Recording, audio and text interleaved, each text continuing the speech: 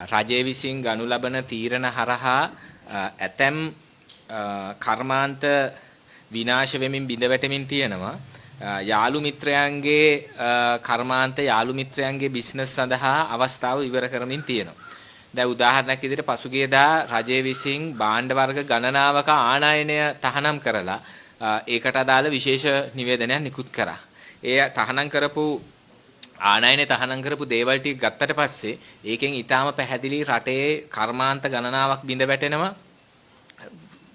ජනතාවගේ ජීවනෝපායන් බිඳ වැටෙනවා. ඒ වගේම මූලික වශයෙන් රටේ ජනතාවගේ ආරක්ෂාවට අදාළ දේවල් පවා මේ තහනමට ලක් වෙලා තියෙනවා.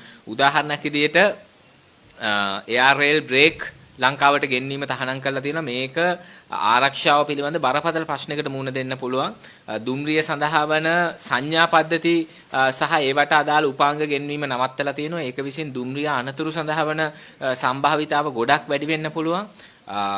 ගිනි නිවීමේ වාහන ගිනි නිවීමේ උපකරණ ගෙන්වීම සීමා කරලා තියෙනවා. මේක මේ වගේ දේවල් ඊටාම නරක බලපෑමක් කරන්න ඉඩ තියෙනවා ජනතාවගේ ආරක්ෂාව සම්බන්ධ ප්‍රශ්නෙදී.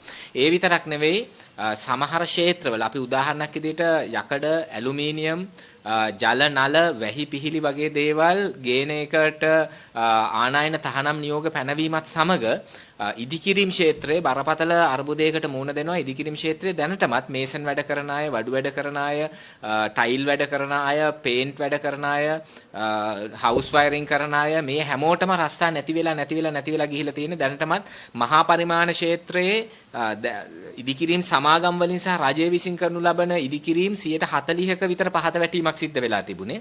මුළුමනින්ම පාහේ නිවෙස්වල කරන කුඩා ඉදිකිරීම් නැවතිලා තිබුණේ. දැන් මෙතනින් පස්සේ මේක තවදුරටත් නවතිනවා. ඒකට මේ ඉදිකිරීම් ක්ෂේත්‍රය හරහා ජීවිකාව සපය ගන්න ලක්ෂ ගණනක් ජනතාවට මොකද්ද වෙන්නේ කියන ප්‍රශ්නේ තාම බරපතල විදිහට එනවා. ඒ වගේම කඩදාසි, කාඩ්බෝඩ් ඒවා හදන අමුද්‍රව්‍ය ගෙන්වීම නවත්තලා තියෙනවා. මුද්‍රණ යන්ත්‍ර ගෙන්වීම නවත්තලා තියෙනවා. පොත් බඳින යන්ත්‍ර ගෙන්වීම නවත්තලා තියෙනවා. මේකත් එක්ක දැනටමත් විශාල අවදානමකට සහ විශාල විනාශයකට මුහුණ දීලා තියෙන පුවත්පත් කර්මාන්තය සහ පොත් කර්මාන්තය තවදුරටත් බිඳ වැටලා විනාශ වෙන්න නියමිතයි. එතකොට පොත් කර්මාන්තය ආශ්‍රිතව මෙතන දිවිගෙවන අය සම්බන්ධ ප්‍රශ්නයක් එනවා. මුද්‍රණාල, පොත් සාප්පු, පොත්වලට අදාළ අනෙකුත් කටයුතු පුවත්පත්වල කාර්ය මණ්ඩල මේ සියලු දෙනාගේ රැකියාව සම්බන්ධ අර්බුදයකට එනවා.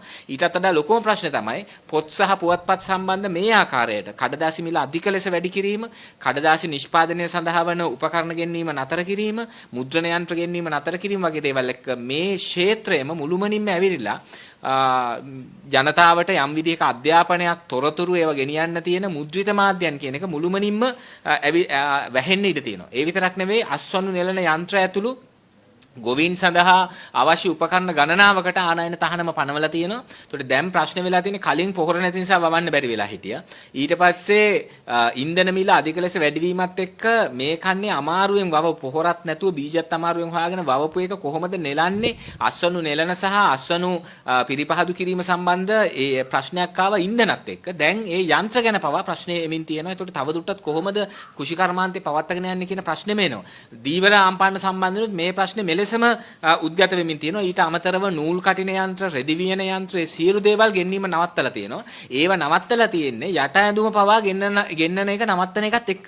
ඒකට සමාන්තරව. ඒතකොට ප්‍රශ්නේ තියෙන්නේ රෙදිපිලි සහ ඇඳුම් ආනයනය නවත්තලා තියෙනවා විතරක් නෙවෙයි ලංකාව ඇතුලේ ඇඳුම් නිෂ්පාදනය සඳහා අවශ්‍ය කරන නූල් කැටීම සහ රෙදි වීමට අදාළ යන්ත්‍ර පවා නවත්තලා තියෙනවා. එතකොට ඊට අමතරව මහන යන්ත්‍රවල අමතර කොටස් පවා දැනට නැති ප්‍රශ්නයක් තියෙනවා. මේවා විසින් ඉදිරියේදී ඊටම බරපතල ප්‍රතිවිපාක ඇති වෙන්න ඉඩ තියෙනවා. දැන් මේ මහ බැංකුවේ සහ ආණ්ඩුවේ උපාය මාර්ගය කියලා ආර්ථික ප්‍රශ්නෙට මොකද්ද කරන්න කියලා ඇහුවම මොකද්ද කියන දේව දැන් මේ වෙනකල් රනිල් වික්‍රමසිංහ සර්වපාක්ෂික ආණ්ඩු කියලා දොඩෝ ඉන්නවා මිසක එවැනි සර්වපාක්ෂික ආණ්ඩුවක් සඳහා කුමක්ද වැඩපිළිවෙල කියලා තියෙනවා. එහෙම වැඩපිළිවෙලක මොනවද දේශපාලන ප්‍රතිසංස්කරණ මොකද්ද ආර්ථිකය සඳහා වන උපාය මාර්ගය කියලා තියෙනවද? මුකුත් නැහැ. කියලා තියෙන ටිකෙන් හිතා ගන්න පුළුවන් කොහාටද යන්නේ කියලා. කියලා තියෙන්නේ මොනවද? කියලා තියෙන්නේ රුපියල් හිඟයක් තියෙනවා. ඒ නිසා මේ අවුරුද්දේ දෙසැම්බර් වෙනකොට රුපියල් ට්‍රිලියන 1.7ක් ට්‍රිලියනයක් කියන්නේ රුපියල් කෝටියව ලක්ෂයක් රුපියල් ට්‍රිලියන 1.7ක් මුද්‍රණය කරනවා කියලා තියෙනවා. එතකොට උද්දමනය තව වේගෙන් ඉහළ යන්න ඉඩ තියෙනවා. මේ අර්බුදේ ප්‍රධාන මූලයක් ණය අර්බුදේ. තව ඩොලර් බිලියන් 10ක් ණය ගන්නවා ලබන අවුරුද්ද වෙනකොට කියලා තමයි කියලා තියෙන්නේ. ඒ කියන්නේ තව මේක තව ප්‍රශ්නය මේ උත්සන්න වෙමින් සහ තීව්‍ර වෙමින් යනවා. ඒ විතරක් නෙවෙයි රාජ්‍ය ආයතන ගණනාවක් විකුණනවා කියලා තියෙනවා. ඒ විකිණීමත් එක්ක එවැනි විකිණීම් සහ රටේ තියෙන බදු නොවන ආදායම උකහා ගැනීමේ තිබුණු අසමත්කම් විසින් තමයි අර්බුදය ආවේ. විශේෂයෙන් රාජ්‍ය ආයවැය පිළිබඳ අර්බුදේ. ඒ අර්බුදේ තවදුරටත් උස්සන්න වෙන නියමිත. ඊට අමතරව කියන්නේ මොකද්ද? ආර්ථිකය ඩවුන් සයිස් කරනවා. ඕවනේ කියන්නේ ආර්ථිකය ඩවුන් සයිස් කරනවා. ආර්ථිකය මන්දනය කරනවා, කප්පාදු කරනවා. IMF එක ගේනවා. එතකොට මේ ක්‍රියාමාර්ග දෙක හරහාම වෙන්න නියමිතව තියෙන්නේ ජනතාවගේ ජීවනෝපායන් විශාල වශයෙන් අවධානයට ලක් වීම. දැන් උදාහරණයක් විදිහට ආර්ථිකය මන්දනය කරනවා කියලා මේ ආකාරයට ආනයන නතර කරාට පස්සේ ඒ ආනයන නතර කිරීම විසින් වෙන්න නියමිත දේ තමයි මහා පරිමාණව රැකියාව ජීවනෝපායන් අහිමි වීම. ඊට පස්සේ ජාත්‍යන්තර මූල්‍ය අරමුදලත් එක්ක කරන සාකච්ඡාවලදී වෙළඳ බාධක ඉවත් කිරීම සඳහා නිදහස් වෙළඳ කිවිසුම් අත්සන් කිරීමේ කොන්දේසියකට රජය එකඟ වුණොත් එහෙම තාමත් මේ සාකච්ඡා යමින් තියෙන්නේ. එවැනි කොන්දේසියකට එකඟ වුණොත් එහෙම ඒකෙනුත් වෙන්නේ ස්වයං රැකියා කරන අය, කුඩා පරිමාණ කර්මාන්ත කරන අය, ගොවියෝ, දීවරයෝ මේ සියලු දෙනාම පුංචි පෙට්ටි කඩයක් කරන කෙනාගේ ඉඳලා කොසු ඉදල් හදන කෙනාගේ ඉඳලා සියලු දෙනා ඊටාම බරපතල දැවැන්ත ජීවනෝපායන් අහිමි වීමකට ලක් වෙනවා. එතකොට මේ විදිහට මුළු රටේ ලක්ෂ ගණනක් මිනිසුන්ගේ රැකියාව අහිමි වෙන, ජීවනෝපායන් අහිමි වෙන තත්ත්වයක් තියෙද්දි කර්මාන්ත විනාශ වෙන තත්ත්වයක් තියෙද්දි, ව්‍යවසායයන් විනාශ වෙන තත්ත්වයක් තියෙද්දි, කිසිම කෙනෙකුට තමන්ගේ ව්‍යාපාරයක් කරගන්න බැරි තත්ත්වයක් තියෙද්දි රජය මොකද්ද කරන්නේ? දැන් අරන් තියෙන අවසාන තීන්දුව මොනවද? තමන්ගේ ගජමිතුරු ව්‍යාපාරිකයන් සඳහා උපරිම සහන සැලසමින් ඉන්නවා. පහුගිය කාලේ කුප්‍රකට වංචාව විදිහට සිද්ධ වෙච්ච මහා බැංකු බැඳුම් කර වංචාවට නිශ්චිතවම සම්බන්ධ පර්පෙචුවල් ට්‍රෙෂරිස් සමාගම, ඒ පර්පෙචුවල් ට්‍රෙෂරිස් සමාගමේ හිමිකරුවෝ අතර හිටපු අධ්‍යක්ෂක මණ්ඩලයේ හිටපු අර්ජුන් ඇලෝසියස්ට අයිති මෙන්ඩිස් අරක්කු සමාගම. එතකොට මේ මෙන්ඩිස් අරක්කු සමාගම සඳහා මේ දැන් බදුවලදී දෙන්න යන සහනේ මොකක්ද? දෙන්න යන සහනේ තමයි මෙතන තියෙනවා මගේ ළඟ මේ කොලේ මේ තියෙන්නේ මෙන්ඩිස් සමාගම අර්ජුන් ඇලෝසියස්ලා ඒගොල්ලෝ ආදායම් බදු නොගෙවීම පිළිබඳ නඩු පැවරීමේ සහතිකය මේ තියෙන. එතකොට මේකේ තියෙන විදිහට රුපියල් කෝටි 167යි. 167 කෝටි 87 ලක්ෂ 95049ක බදු මුදලක් රජයට ආයුධයක් ගෙවලා නැහැ කියලා තමයි මේ දේශීයාදායම් දෙපාර්තමේන්තුව විසින් නිකුත් කරපු මේ පත්‍රිකාවේ තියෙන්නේ. මේ දැන්වීමේ තියෙන්නේ. එතකොට මෙතන රුපියල් බිලියන් වලින් ගත්තොත් එහෙම රුපියල් බිලියන් 1.6ක්. රුපියල් බිලියන් 1.6ක් ආදායම් බදු ගෙවලා නැහැ. ඊට අමතරව සුරාබදු දෙපාර්තමේන්තුව රුපියල් බිලියන් 1.2ක් සුරාබදු ගෙවලා නැහැ. ඒතර කෙලින්ම රුපියල් බිලියන 2.8ක්. ඒ කියන්නේ රුපියල් කෝටි වලින් හිතුවොත් එහෙම රුපියල් කෝටි 280කට 300කට ආසන්න මුදලක් මුළුමනින්ම බදු ගෙවීම පැහැර හැරලා තියෙනවා මේ මෙන්ඩිස් සමාගම. ඒතර බදු ගෙවීම පැහැර හැරපු නිසා ඔවුන්ගේ අරක්කු නිෂ්පාදන බලපත්‍රය අත්හිටුවලා තිබුණා. ඒතර අත්හිටුවලා තිබුණු එක නැවත බදු 7ක්වත් ගෙවන්නේ නැතුව ඒ බලපත්‍ර දෙකම නැවත දෙන්න තීරණය කළා තියෙනවා. බලපත්‍ර දෙකම නැවත දෙන්න තීරණය කරද්දී අපි අහනවා දැන් සුරාබදු දෙපාර්තමේන්තුවේ කොමසාරිස් ජෙනරාල්වරයා විදිහට ඉන්නේ කලින් ආදායම් බදු දෙපාර්තමේන්තුවේ වැඩ කරපු නිලධාරී. එතකොට ඔහු කොහොමද ආදායම් බදු ගෙවලා නැති සුරාබදු ගෙවලා නැති සමාගමකට නැවත බලපත්‍රය සක්‍රිය කරන්න තීරණය ගත්තේ? එතකොට මේ තීරණය ගන්න එක පිටිපස්සේ ඔහුට ආපු දේශපාලන බලපෑම් මොනවද? ඔහුගේ පුද්ගලික අභිලාෂයන් මොනවද? පුද්ගලික අභිලාෂයන්ුත් ඇති. සමහරට ඔහුට සේවා දිගුවක් ගන්න ඕන වෙලා ඇති. සුරාබදු කොමසාරිස් ජෙනරාල්වරයාට. ඔහුට ඒ වගේ පුද්ගලික උමනාවල් නැති අපිට දැනගන්න අවශ්‍ය ඊට අමතරව මොනවද ඔහුට ආපු දේශපාලන බලපෑම් විශේෂයෙන් මේ බැඳුම් කර වංචාව සම්බන්ධ දැනට ජනාධිපතිවරයා ලෙස තමන්ම ප්‍රකාශයටපත් කළා ජනතාව විසින් පිළි නොගන්නා විහිළු ජනාධිපති බවට පත් වෙලා ඉන්න පජාත ජනාධිපති බවට පත් වෙලා ඉන්න ජනතාව විසින් සුජාත කළා නැති ජනාධිපති ලෙස තමන් නම් කරගෙන ඉන්න රනිල් වික්‍රමසිංහ එයාගේ නම ගෑවිලා තිබුණා මේ මහ බැංකු බැඳුම් කර වංචාවට. එතකොට රනිල් වික්‍රමසිංහ මේක සම්බන්ධ තමන්ගේ ජනාධිපති බලෙන් ලබාගත්ත හොරෙන් ලබාගත්ත වංචාවකින් ලබාගත් ජනාධිපති බලතල ඒව පාවිච්චි කරනවද මේක සම්බන්ධයෙන් කියලා අපි විශේෂයෙන් දැනගත යුතු තියෙනවා. ඊට අමතරව මේ පොහොට්ටුවේ කට්ටිය මොකද්ද කරලා තියෙන්නේ මැදිහත් වීම කියන. දැන් මෙතන ප්‍රශ්න තියෙන්නේ සුරාබදු දෙපාර්තමේන්තුව කලෙක්ෂන් ප්‍රොසීජර් එක කියන්නේ දැන් මුලින් ඒගොල්ලෝ බදු එකතු කරගන්න.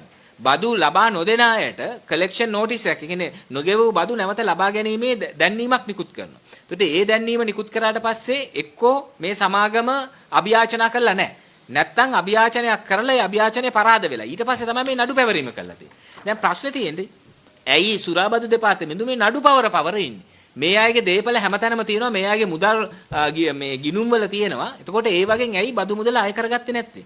මෙතන ප්‍රශ්නේ තියෙන්නේ සුරාබදු රුපියල් බිලියන 1.2ක් ආදායම් බදු බිලියන 1.6ක් විතරක් නෙවෙයි ඒ විදිහට රුපියල් බිලියන 2.8ක් බදු වංචා කරලා තියෙනවා විතරක් නෙවෙයි රාජ්‍ය සහ පෞද්ගලික බැංකු ගණනාවකට ණය අරගෙන ණය නොගෙවා පොලු තියලා තියෙනවා. උදාහරණයක් විදිහට මහජන බැංකුවෙන් රුපියල් කෝටි 500ක් රුපියල් බිලියන 5ක් මහජන බැංකුවෙන් අරන් තියෙනවා.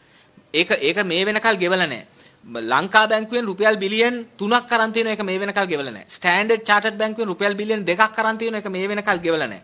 පීපල්ස් ලීසින් එකෙන් ඒකත් රජයට වැඩි කොටස් සහිත ආයතනයක් ඒකෙන් අරන් තියෙනවා රුපියල් බිලියන් 0.4ක් මිලියන් 400ක් අරන් තියෙනවා. ඒක පොදුවේ ගත්තට පස්සේ රුපියල් බිලියන් 10.4ක් තියෙනවා මේ අය විසින් ලබාගෙන පොලු තියපු සම්පූර්ණ මුදල. එතකොට ප්‍රශ්නේ තියෙන්නේ ඒ එකක්වත් ගෙවන්නේ නැතුව බදු ගෙවන්නෙත් නැතුව මේකට ඇයි මේ විදිහට නැවත බලපත්‍රය ලබා දුන්නේ කියන ප්‍රශ්නේ තාම බරපතල විදිහට තියෙනවා. ගමක කවුරු හරි මිනිස්සෙක් සල්ලි හොයාගන්න විදියක් නැතුව කසිප්පු පෙරලා වුණොත් එimhe සුරාබදු දෙපාර්තමේන්තුව ගිහිල්ලා දෙඟා නටනවා මේ බදු ගෙවන්නේ නැතුව මත්ද්‍රව්‍ය මත්පැන් නිෂ්පාදනය කරා කියලා. ඒකට කිසි 7-5ක්වත් බදු ගෙවන්නේ නැතුව මේ මෙන්ඩිස් සමාගම මේ විදිහට කරද්දී මේකට කොහොමද මේක දෙන්නේ? ඊළඟ ප්‍රශ්නේ තමයි මේගොල්ලන්ගේ ආදායම් බදු තීරණය කරේ කොහොමද? කවදද අවසානයේටම වාර්ෂික මූල්‍ය ප්‍රකාශන ලබා දීලා තියෙන දේශාදායම් දෙපාර්තමේන්තුව. මේගොල්ලෝ විගණනය කරනු ලැබූ වාර්ෂික මූල්‍ය ප්‍රකාශන සෑහෙන කාලෙකින් ලබා දීලා නැහැ. එතකොට එහෙම ඉස්සෙල්ලා ඒ ටික ගන්න වෙනවා. මේගොල්ලන්ගේ ආදායම් කොහොමද කියලා බලන්න වෙනවා. එතකොට එහෙම මේ කිසිවක් නොබලා කොහොමද නැවත බලපත්‍රය දෙන්න තීරණය කරේ? ලංකාවේ විවිධ ව්‍යාපාර, විවිධ ව්‍යවසායන්, විවිධ කර්මාන්ත සියල්ල බිඳවට්ටන තීරණ ගන්න අතර බදු නොගෙවා වංචා කරපු අරක්කු නිෂ්පාදනයේ යෙදෙන සමාගමකට මේ විදිහට සලකන්න ගජමිතුරු කමයි එකට එකතු වෙලා හොරකම් කරපු එකයි හොරු අතර සහයෝගීතාවය යරෙන්න වෙන මොකද්ද මෙතන තියෙන්නේ කියන ප්‍රශ්නේ එනවා. නිසා දැන් වහාම මේ බදු මුදල අය කරගත යුතු සුරාබදු කොමසාරිස් ජෙනරාල්වරයාට සේවා දිගුවක් හරි මොකක් හරි ගන්න තියෙනවා නම් ඒක වෙනම ගන්න. මේ වගේ ජාතික මට්ටමේ අපරාධ කරන්න එපා. මේවා සම්බන්ධ අපි අනිවාර්යයෙන් මේවා සම්බන්ධ ජනතාව ඉස්සරහට යනවා ජනතා අධිකරණයක් ඉස්සරහට මේ කටයුත්ත ගේනවා මේ නීතිමය කටයුත්ත ගේනවා ජනතා අධිකරණයක් ඉස්සරහට. මොකද මේ විදිහට වැඩ කරන්න දෙන්න බෑ. අනිත් එක අපිට දැන් ආරංචි වෙලා තියෙනවා අපිට වාර්තා වෙලා තියෙනවා මහ බැංකු බැඳුම් කර වංචාවත් සමග මේ මෙන්ඩිස් සමාගමට අයිති රාජ්‍ය සහ පෞද්ගලික බැංකු ගණනාවක තිබු ගිණුම් අත්හිටෙව්. ඒ ගිණුම් වල අත්හිටවු ගිණුම් වල තහනම ඉවත් කරලා මේ ගිණුම් නැවත ඇක්ටිවේට් කරන්න යනවා. මේවා නැවත සක්‍රිය කරන්න යනවා කියලා වාර්තා වෙලා තියෙනවා. ඒක කරන්න ගියොත් වෙන්නේ මහා බැංකු බැඳුම් කර වංචාවේ තිබ්බ වංචනික මුදල් ඒවා ඇත්තටම ඒවා කාටවත් ගන්න නොදී ඒ ගිණුම් සියල්ල ෆ්‍රීස් කරලා තිබුණේ. ඒක ඉවත් කරනවා කියලා කියන්නේ මහා බැංකු බැඳුම් කර වංචාවේ දෙවෙනි අදියර සාර්ථක වෙනවා. එන පළවෙනි අදියර තමයි මහ බැංකුවේ තියෙන සල්ලි ටික බැඳුම් කර වංචාව හරහා පුද්ගලික ගිණුම් වලට දාගන්න එක. එතනින් පස්සේ මහ බැංකුව ගත්ත පියවර තමයි මේ ගිණුම් අත්හිටුවලා ඒ වගේ තියෙන සල්ලි එළියට යන එක නවත්තපු එක.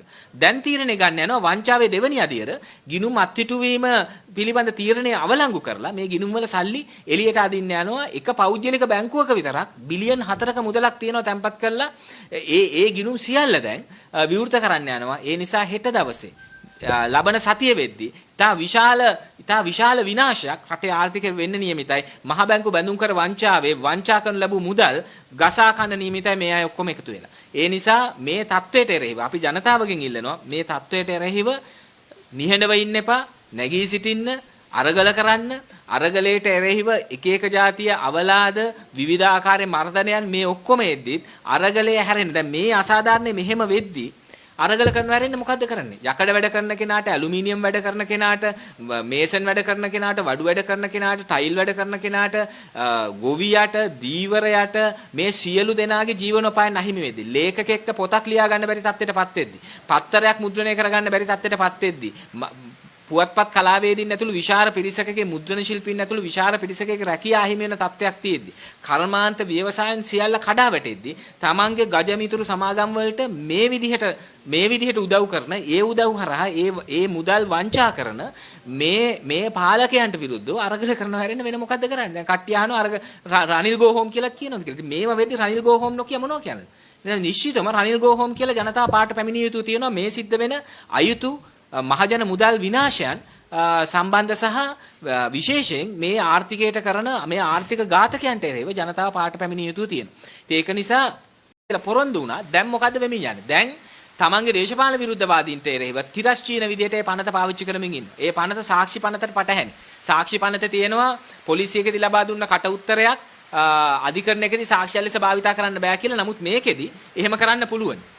සාමාන්‍ය දණ්ඩ නීති සංග්‍රහය ඇතුළු ලංකාවේ අනිකුත් නීතිවල තියෙනවා අත්අඩංගුවට ගන්නා පුද්ගලයෙක් පැය 24ක් ඇතුළත මහේස්ත්‍රාත්වරයෙක් ඉදිරියට පැමිණිය යුතුයි කියලා. මේක ඒක නොකර ආරක්ෂක ඇමතිවරයා නැමැති දේශපාලඥයාගේ අත්සනක් මත කෙනෙක්ව දින 90ක් අධිකරණයක් ඉදිරියට නොපමුණුවා තියාගන්න පුළුවන්. ඒ නිසා මේ නීති මේ ඊටාම තිරස්චීන වර්ගයේ නීති මේ සියල්ල දැන් භාවිතා කරමින් තියෙනවා. විශේෂයෙන් එක පටන් අරන් තියෙනවා ශිෂ්‍ය නායකයන්ගෙන්. හෙට දවසේ කම්කරු නායකයන්ට, ගොවි නායකයන්ට, දීවර නායකයන්ට සහ අනිකුත් සියලු සමාජ ක්‍රියාකාරීන්ට මේකේ කටක් අරින මිනිසුන්ට විරුද්ධව මේක පාවිච්චි කරන්න ඉඩ තියෙනවා. ඒ නිසා මෙතන අපරාධයන් දෙකක් සිද්ධ වෙනවා. පළවෙනි අපරාධය තමයි මේ රටේ ආර්ථිකය විනාශ කරමින් ජනතාවගේ ජීවනෝපායන් විනාශ කරමින් කරන අපරාධය. දෙවෙනි එක තමයි මේ අපරාධයට එරෙහිව හඬ නගන අය අපරාධකරුවන් ලෙස නම් කරලා ඔවුන්ට එරෙහිව මර්ධනය දියත් කරමින් කරන අපරාධය. නිසා මේ අපරාධ දෙකටම එරෙහිව පාරට එන්න අරගල කරන්න කියලා අපි ජනතාවගෙන් ඉල්ලනවා. තවදුරටත් රටේ දැනට පවතින නීති අරගලකරුවන්ට එරෙහිව භාවිතා කළ නොහැකි බව ඔප්පු වෙලා තියෙන නිසා උත්සාහ කළා පුරාවිද්‍යා පනත පාවිච්චි කරන්න. හරි ගියේ නැහැ.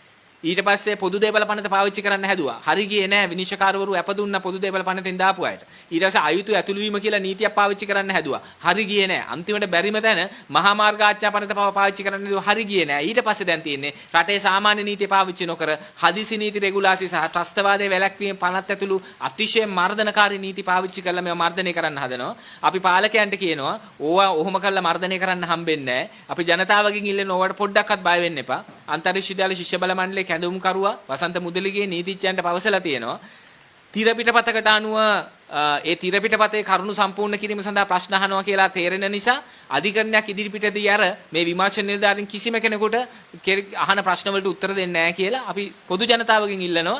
ඒක තමයි ගන්න තියෙන තීරණේ. ඒ නිසා ත්‍රස්තවාදයේ වැළැක්වීමේ පනත් ඇතුළු රටේ ජනතාව විසින් පිළි නොගන්නා මර්ධන නීති වලට අනුව අහන කිසිදු ප්‍රශ්නයකට උත්තර දෙන්න එපා. ඒවට අදාළ කිසිදු ඒ නීති වලට මේ නැමෙන්න එපා. ඒ වෙනුවට අධිකරණයක් ඉදිරිපිට කියන්න තියෙන කරුණු කියමු. අධිකරණ ඉදිරියට පමුණවන්නේ නැතුව බලහත්කාරයෙන් රඳවගෙන මානසික වද හිංසා කරමින් කායික වද හිංසා කරමින් මේ කරන බලහත්කාරයන්ට පොඩ්ඩක්වත් එකග වෙන්න එපා. ඒවට එරෙහිව පෙළ ගැසෙන්න මේ සියලු අපරාධ මේ අපරාධ දෙකටම වගකිව යුතු අය සම්බන්ධ ජනතා අධිකරණයක් ඉදිරියට තීන්දුව ගන්න කියලා අපි ජනතාවගෙන් ඉල්ලනවා. ඇත්තටම මේ ජනමනසත් එක්ක සෙල්ලම් කිරිල්ලක් නේ කරන්නේ. ජනාධිපති සමාව කියන එක ඉතිහාසයේ පුරා භාවිතා කරලා තිබ්බේ තමන්ගේ දේශපාලන හිතේශීවන්තයෝ අරගොල්ලෝ මේගොල්ලෝ නිදහස් කරන්න අපරාධකරුවෝ නිදහස් කරන්න. එතකොට ඒ නිසාම ජනාධිපති සමාව කියන වගන්තිය ජනාධිපතිවරයාට වරදකරුවන්ට උසාවිය විසින් දඬුවම් දුන්න අයට සමාව දෙන්න තියෙන වගන්තිය ඉවත් කළ යුතුයි කියලායි අපි විශ්වාස කරන්නේ. ඉවත් කළ යුතුයි. රංජන් රාමනායක පිළිබඳ ප්‍රශ්නේ ඒක වෙනම විසඳ ගන්න ඕනේ. නමුත් මේ ජනාධිපතිවරයා සතුව මෙවැනි බලයක් අධිකරණයක් විසින් වරදකරුවන් කරපු තැනත්තන් නිදහස් කිරීමේ බලය කියන එක මේක පාවිච්චි වෙලා තියෙන හැමදාම සෙල්ලම් කරන්නේ. දැන් මේ රංජන් රාමනායකව හිරේ දාලා එක සෙල්ලමක් කරා දැන් ඔහුව නිදහස් කරනවා කියලා තව සෙල්ලමක් කරනවා. ඒ නිසා ජනතාවගෙන් අපි ඉල්ලනවා මේවට රැවටෙන්න එපා කියලා. හැබැයි මේවා ඉස්සරහා රංජන් රාමනායකත් පරීක්ෂාවට ලක් වෙනවා. ඉතින් රංජන් රාමනායක හිරේ ඇතුළට යද්දි ඔහු පෙනී හිටපු එළියට ආවට පස්සේ ඔහු කරන දේශපාලනය කියන දේවල් වෙනුත් ඔහුවත් පරීක්ෂාවට ලක් වෙයි. නමුත් පොදුවේ මේ ආණ්ඩුව මේ කරන සෙල්ලම් ඒ කියන්නේ අරගලයට සම්බන්ධ වෙච්ච ජනතාව අල්ලලා හිරේට දාන ගමන් හිරේ ඉන්න එක්කෙනෙක් එළියට දාලා ඉවර වෙලා ඒගොල්ලෝ ප්‍රජාතන්ත්‍රවාදී කියලා පෙන්වන්න යන මේ විගඩමට්ටම් මේ නාඩගමට අහු වෙන්න එපා. අපි හිතන්නේ අහු වෙන එක්කුත් නැහැ. ජනාධිපතිගේ පුටුවේ වාඩි වෙච්ච කෙනයි ජනාධිපතිගේ ෆ්‍රිජ් එකේ තිබුණු චොක්ලට් කාපු කෙනයි ජනාධිපතිගේ කොඩිය ඇඳපු කෙනයි ස්විමින් පූල් එකේ සබන් ගාලා නාපු කට්ටියයි කීකේ කට්ටිය ජනාධිපති මන්දිරය තුලදී සෙල්ෆි ගත්ත කෙනයි කීකේ කට්ටිය අත්අඩංගුවට අරන් හිර කූඩු ආසයට දක්කන ගමන් දැන්ටම 1000කට වඩා ඉන්නවා රිමාන්ඩ් බන්ධනාගාරය ඇතුලේ අත්අඩංගුවට අරගෙන එහෙම කරන ගමන් එක්කෙනෙක් එළියට දාලා මේ සංදර්ශන පෙන්නනකොට ඒවට අහු වෙන්න එපා කියලා අපි ජනතාවගෙන් ඉල්ලනවා. අනිවාර්යෙන් ඒ ඕන කෙනෙක්ට විරුද්ධව නීති ක්‍රියා වේදවිය යුතුයිනේ. නීතිය සාධාරණ නම් එහෙම වෙන්න ඕනේ. නමුත් ඉතින් සාධාරණ නීති ඉල්ලා සිටීම කියන එක දැන් කරලා ඇති වෙලා තියෙන්නේ අපේ රටේ ජනතාවට. එකම දේ තියෙන්නේ දැන් මේක සනත් නිශාන්තගේ පුද්ගලික ප්‍රකාශයක්ද කියන එක සලකන්න ඕනේ. මේක කරේ ශ්‍රී ලංකා පොදු ජන පෙරමුණේ මාධ්‍ය හමුවේ. ශ්‍රී ලංකා පොදු ජන පෙරමුණේ නිල මාධ්‍ය හමුවේදී තමයි මේ ප්‍රකාශය කරේ. මේ වෙනකල් ශ්‍රී ලංකා පොදු ජන පෙරමුණ කිසිදු ආකාරයක ප්‍රකාශයක් කළා නැහැ. මේ ඔවුන්ගේ පක්ෂයේ නිල මාධ්‍ය හමුවේදී කරනු ලැබු මේ ප්‍රකාශය පක්ෂයේ නිල අදහස නෙවෙයි මේක සනත් නිශාන්තගේ අදහසක් කියලා පුද්ගලික අදහසක් කියලා ප්‍රකාශ කළා නැහැ. ඒ නිසා මේ සම්බන්ධයෙන් වග උත්තරකරුවා ලෙස සැලකිය යුත්තේ සනත් නිශාන්තද? එහෙම නැතිනම් පාලක පක්ෂයේ විදිහට පාර්ලිමේන්තුවේ බහුතර ආසන සංඛ්‍යාවක් හිමි පක්ෂයේ විදිහට ඉන්න පොදු ජන පෙරමුණමද මේ අධිකරණය සඳහා වන මේ බලපෑම සහ අධිකරණයට අපහාස කිරීම කළේ කියන එකත් සලකා බලන්න ඕනේ. ඉතින් ඒක නිසා අපි හිතනවා සනත් නිශාන්ත විතරක් නෙවෙයි මේක පොදුවේ පාලක පක්ෂයේ අදහස නම් ඒක ඊටාම බරපතල තත්ත්වයක්. ඒ බරපතල තත්ත්වයේ සම්බන්ධෙනුත් අපි ක්‍රියා කළ යුතු තියෙනවා. ඉතින් කොහොමත් අධිකරණයට අපහාස කිරීමේ නීතිය කබර ගෝයා උනත් කන්න ඕනුනහම තල ගෝයා කරගන්න විදිහට තමයි දැන් භාවිතා වෙමින් තියෙන්නේ. ඒක දේශපාලන පරිගැනීම් සඳහා භාවිතා වෙමින් තියෙන්නේ. ඒක ඔප්පු වුණා රංජන් රාමනායක පිළිබඳ සිදුවීමේදී. ඒ නිසා අපි බලාගෙන ඉමු රටේ ජනතාවට අධ්‍යාපනයක් ගන්න පුළුවන් සනත් නිශාන්ත කරපු ප්‍රකාශය සහ විශේෂයෙන් ශ්‍රී ලංකා පොදු ජන පෙරමුණ මේ සම්බන්ධයෙන් දක්වන ප්‍රතිචාරවලට මේ නීතිය ක්‍රියාත්මක වෙන විදිහ ඒක සම්බන්ධ අපි බලාගෙන ඉන්නවා.